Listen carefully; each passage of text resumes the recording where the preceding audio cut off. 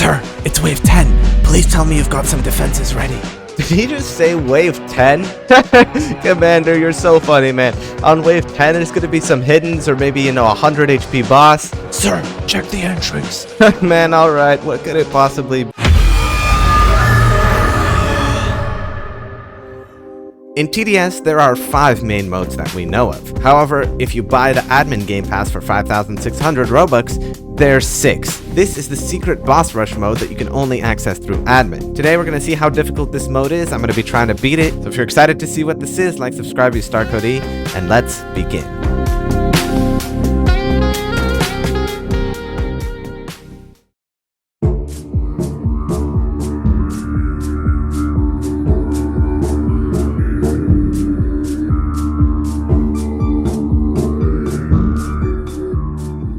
This is the first wave of boss rush mode. Thankfully, it's pretty easy and I defended with a crook boss.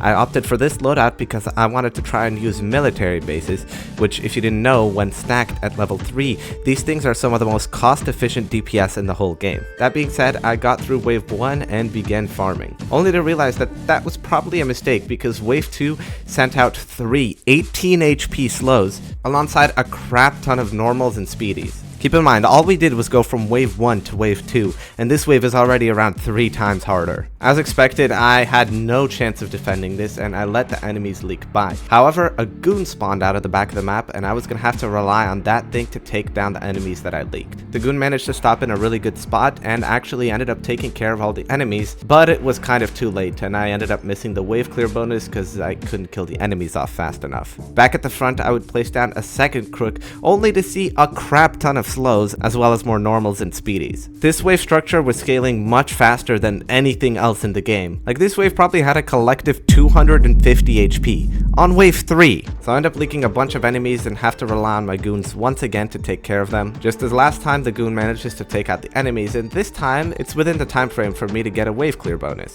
I'd gotten a level 2 farm, but the rest of my money I was going to keep because I wanted to get down yet another crook boss, knowing that the scaling was going to be brutal, and as it turns out, normal boss on wave 4. Surprisingly enough, I actually destroyed all of the slows and the normal boss, only leaving him with a bit of HP that the goons had no issues dealing with. Wave 5 was actually kind of a break. The enemies were pretty easy. There was another normal boss, but since I took care of one last wave, this wave with an extra crook boss, it was really going to be no issue. Wave 6 was also not that big of an issue, having only 2 bosses and no slows, which means that it was basically just as much HP as the other waves. My farms were also starting to look pretty good. I had 2 level 3s, but on wave 7 is when issues would start. On top of having a bunch of slows, there were now also breakers on wave 7. By the looks of it, this wave had a collective 500 HP or something. So, unsurprisingly, a bunch of stuff pushed through, and once again I had to rely on my goons to take care of that stuff. However, I wouldn't let that slide. I'd quickly place down my military bases to get them stacked, and now it was time to wait. The goons managed to take care of all the normal enemies in time for me to get the wave clear bonus, and next wave I would upgrade all of my military bases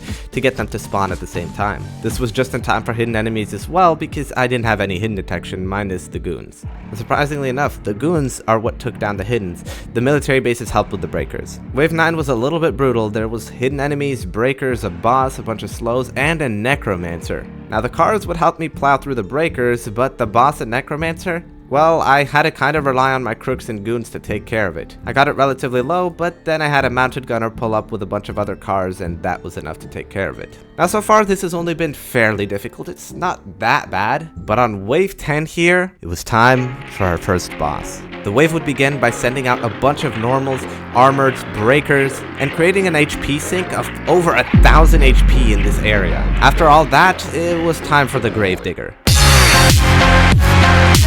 So it's wave 10, I have 4 crook bosses, a few military bases, and I'm supposed to defeat this. Anyways, the rush of enemies pushed very far back. I had to rely on my mounted gunners to chip these things down, and despite that, it was still not enough to take care of them all. The crooks were the only thing dealing damage to the Gravedigger, and then he stunned, meaning he was just completely fine. The military bases would come back around for a second time, and now it looked like it was finally going to be time to see some damage dealt to the Gravedigger, and he's spawning. This is the most brutal thing that this Gravedigger can do. Keep in mind we're on wave 10. You just spawned a crap ton of fast bolts, breakers, bosses. This could very well be 2,000 HP worth of enemies in this little area. My mounted gunners stood no chance. And realizing that I had done absolutely nothing to the boss, and he would just keep spawning and spawning, it was time to make a new plan. I'd come back, this time with a significantly stronger loadout. I'd have Farm and Golden Cowboy in my loadout to make as much money as possible, as well as Golden Crook Boss to help with the early game spam, and Gatling.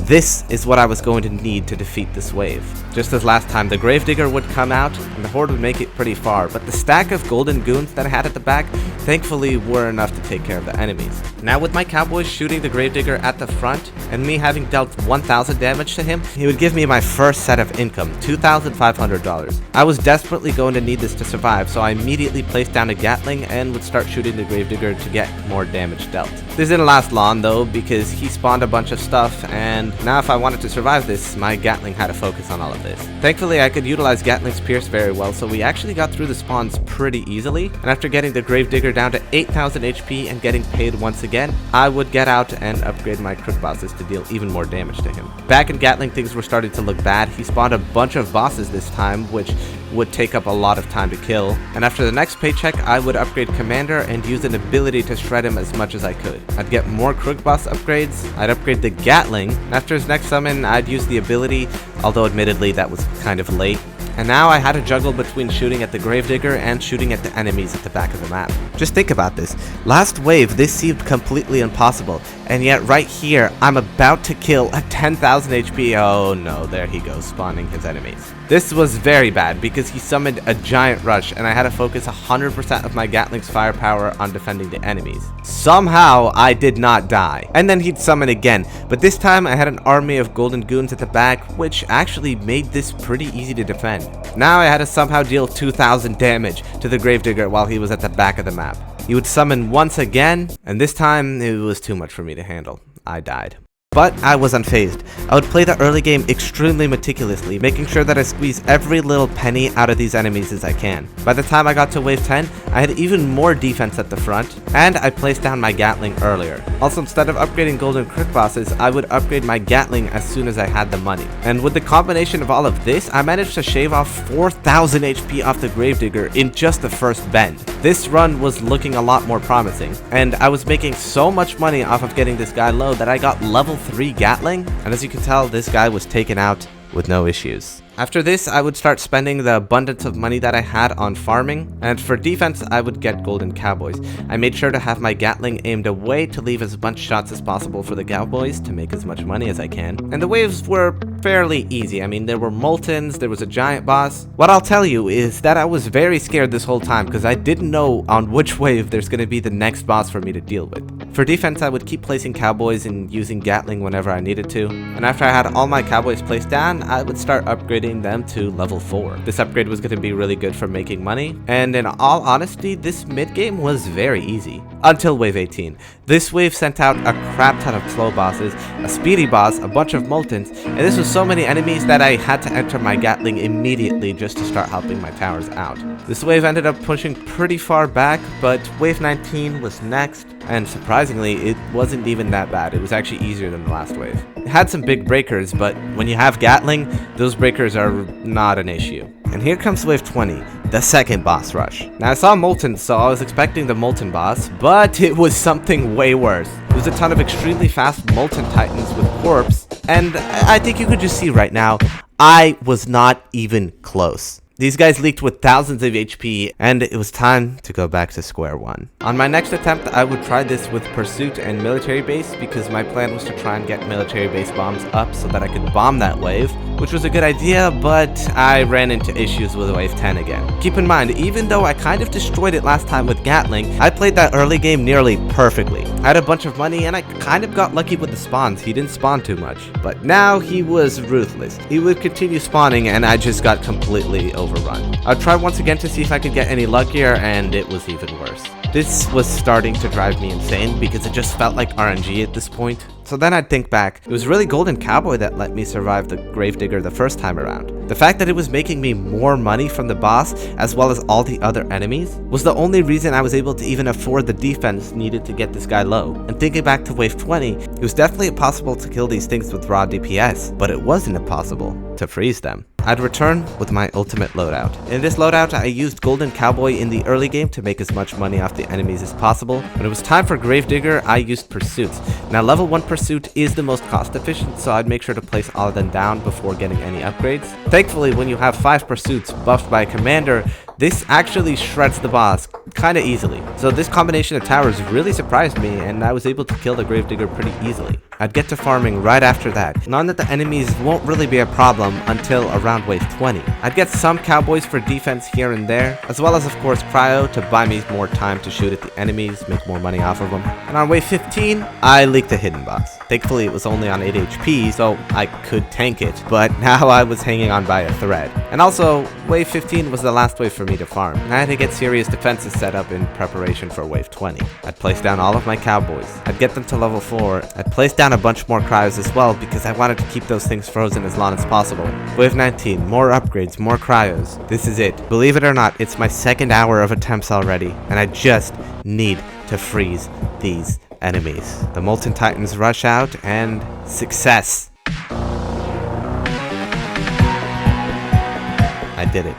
I defeated the Molten Titans, and what was left were their molten corpses. These things had thousands of HP, and I just had to wait for my towers to take care of them. Was this it?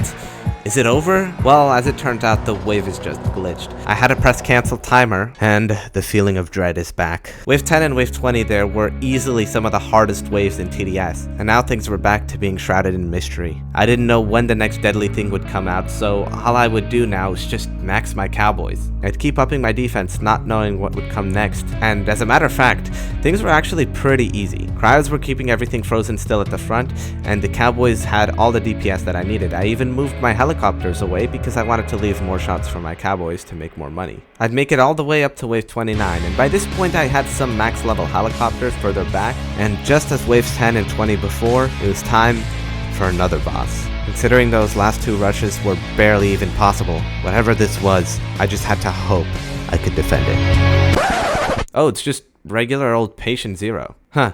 Well, I mean, this guy's light. I just shredded him at the front. The timer would tick down, and then it ended. This mode is actually very fun. It challenges you to think outside the box, play very differently, and it's honestly amazing what you're capable of doing if you just play things right. Of course, this mode really isn't finished, but let me know in the comments of how you'd change it and whether you want this mode to be public or not. That took me forever though. Like, subscribe, use Stargoaty, please, and I'll see ya in another video.